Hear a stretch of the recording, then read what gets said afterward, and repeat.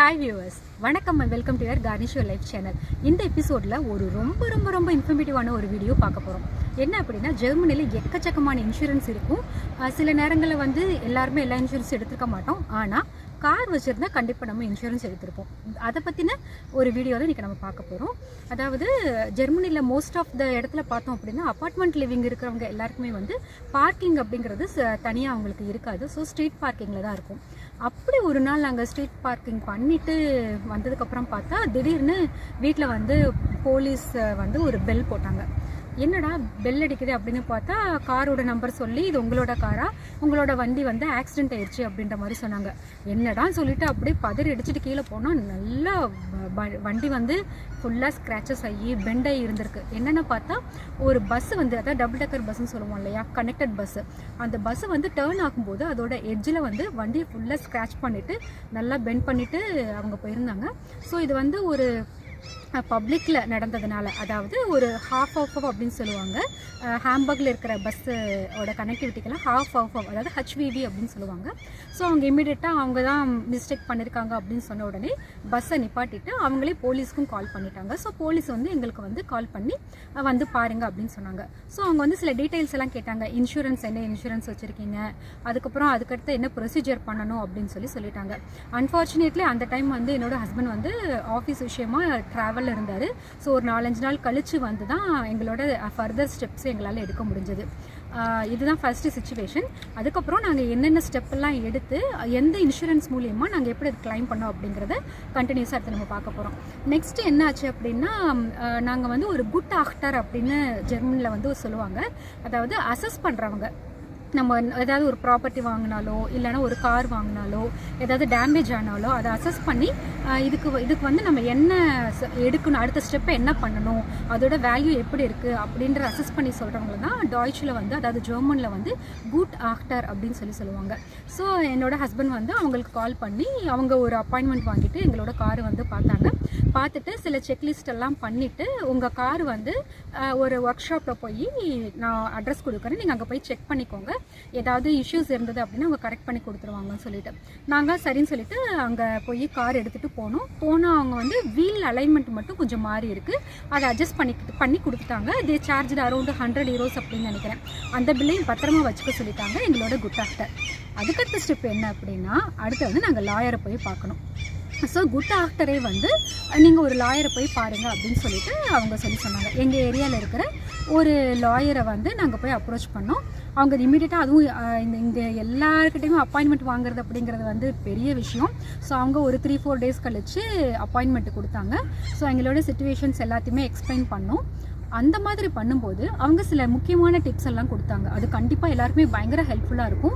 நம்மளே சூஸ் பண்ணிக்கலாம் எந்த ஆப்ஷன் வேணுமோ அந்த ஆப்ஷனில் வந்து நம்ம இன்சூரன்ஸை வந்து கிளைம் பண்ணிக்கிறது இல்லைனா கார் வாங்குறது அப்படிங்கிறத பார்த்துக்கலாம். ஸோ ஃபர்ஸ்ட் ஆப்ஷன் என்ன சொன்னாங்க அப்படின்னா, நீங்கள் வந்து உங்கள் காரு இப்போ எந்த ஷோரூமில் போய் நம்ம சர்வீஸ் பண்ணணும்னு நினைக்கிறோமோ அந்த ஷோரூமில் போய் சர்வீஸ் பண்ணிவிட்டு அந்த பில்லை வந்து இன்சூரன்ஸ் கம்பெனி கிட்ட கொடுத்துடலாம். இப்போ ஃபார் எக்ஸாம்பிள் இந்த பஸ்ஸு கம்பெனி வந்து ஒரு இன்சூரன்ஸ் எடுத்து வச்சுருப்பாங்க இல்லையா, அவங்க கிட்ட போய் இவ்வளோ ஆச்சு அப்படின்ற காஸ்ட்டை நம்ம சப்மிட் பண்ணிட்டோம் அப்படின்னா நம்மளோட காரை ஃபுல்லாக ரிப்பேர் பண்ணி கொடுத்துருவாங்க. இது வந்து ஃபர்ஸ்ட் ஆப்ஷன்.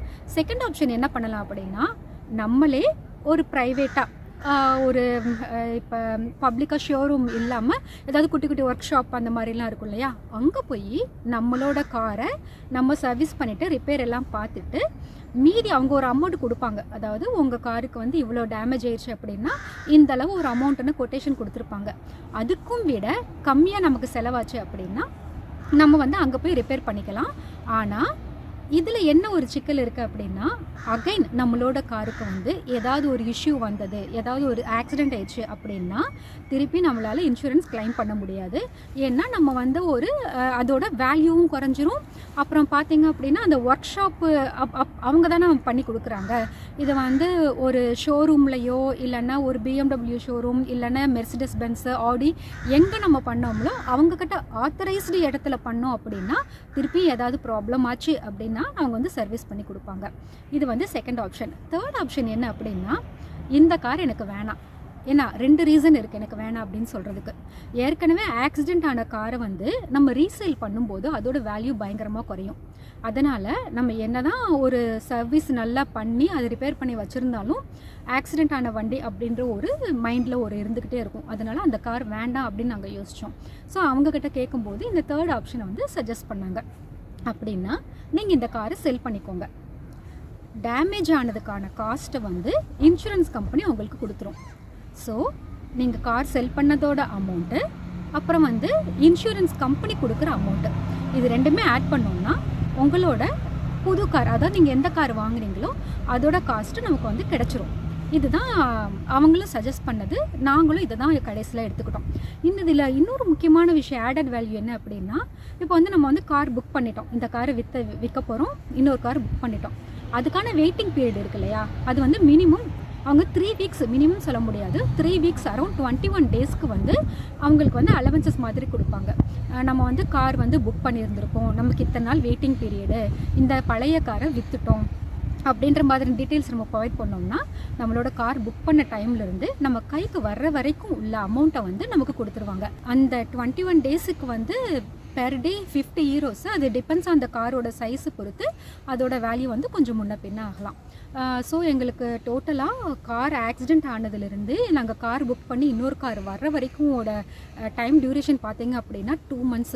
இதுக்காக ஒவ்வொரு இடத்துக்கும் அப்பாயின்மெண்ட் வாங்குறதுக்கு சில நேரத்தில் வந்து குட்டாக்டர் வந்து full and full pure German பேசுகிறவங்களா இருப்பாங்க. ஸோ அந்த டைமில் வந்து இங்கிலீஷில் பேசுகிற குட்டாக்டர் இருக்காங்களா, இல்லைன்னா நம்மளால் மேனேஜ் பண்ண முடியுமா, ஓரளவு மேனேஜ் பண்ண முடியுமா, அவங்கள போய் சர்ச் பண்ணுறது, லாயரை போய் பார்க்குறது, அவங்களுக்கான அப்பாயின்மெண்ட் கொடுக்குறது, அவங்களுக்கு மெயில் அனுப்புறது, அவர் என்னென்ன டாக்குமெண்ட்ஸ் வேணுமோ எல்லாத்தையுமே கேட்பார், அதை சப்மிட் பண்ணுறது, திருப்பி இது எல்லாத்தையுமே நம்ம ப்ராசஸ் பண்ணிவிட்டு நம்மள கையில் திருப்பி நம்ம அமௌண்ட்டு கையில் வர்றதுக்கு ஆல்மோஸ்ட் 2 months ஆகிடுதுங்க.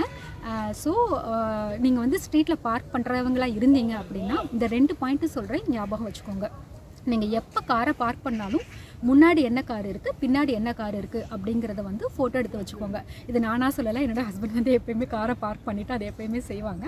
அதே மாதிரி இன்னொரு பாயிண்ட் என்ன அப்படின்னா, நீங்கள் வந்து கார் வெளியே எடுக்கும் போதும் அதே மாதிரி உங்கள் காரை வந்து ஃபுல்லாக சுற்றி செக் பண்ணிக்கோங்க. ஏன்னா நம்ம சம்டைம்ஸ் அவசரத்தில் கார் வெளியே எடுத்துருவோம், 2 நாள் கழிச்சு இன்னொருத்தோட பார்க்கும்போது ஏதாவது சின்ன ஸ்க்ராச்சஸ், ஏதாவது ஒரு குட்டி பெண்ட் அந்த மாதிரி ஆயிருந்துருக்கலாம். ஸோ எப்போ காரை வெளியே எடுத்தாலும் சுற்றி ஒரு தடவை ரவுண்ட்ஸ் பார்த்துட்டு அப்புறம் உங்களோட காரை வெளியே எடுங்க. 2 முக்கியமான பாயிண்ட் தான் சொல்லியிருக்கேன். 3வது முக்கியமான பாயிண்ட்டையும் நான் சொல்லிடுறேன். நீங்கள் எப்போ காரை பார்க் பண்ணாலும் லைனுக்குள்ளே கரெக்டான பார்க்கிங் ஸ்லாட்டில் தான் நீங்கள் பார்க் பண்ணியிருக்கீங்களா அப்படின்னு பார்த்துக்கோங்க. நீங்கள் கொஞ்சம் ஒரு 1/2 இன்ச்சு 1 இன்ச்சு வெளியே பார்க் பண்ணியிருந்தாலுமே சம்டைம்ஸ் ஏதாவது ஒரு இன்சிடென்ட் நடந்துருச்சு அப்படின்னா இது வந்து எங்கள் மேலே பிரச்சனை கிடையாது, இது அவங்க மேலே தான் ஷுல்டு, அதாவது அவங்க மேலே தான் பிரச்சனை அப்படின்னு சொல்லிடுவாங்க. அதனால் நமக்கு வந்து இன்சூரன்ஸ் எலிஜிபிலிட்டி கூட இல்லாமல் போகிறதுக்கான வாய்ப்பு இருக்குது. ஸோ ஜெர்மனிக்கு ஒன்ஸ் நீங்கள் வந்தாச்சுன்னா proper rules and regulations 100% follow பண்ண அப்படின்னா இங்கே ப்ராப்ளம் இல்லாமல் வாழலாம். இந்த மாதிரி இன்ஃபர்மேட்டிவான வீடியோஸை நீங்கள் தொடர்ந்து பார்க்கணும் அப்படின்னா கார்னிஷ் யுவர் லைஃப் சேனலுக்கு தொடர்ந்து ஆதரவு அளிங்க, சப்ஸ்கிரைப் பண்ணுங்கள், லைக் கொடுங்க, கார் வச்சுருக்கிறவங்களோட ஃப்ரெண்ட்ஸுக்கும் இந்த வீடியோவை ஷேர் பண்ணுங்கள். நன்றி, வணக்கம், பாய் பாய்.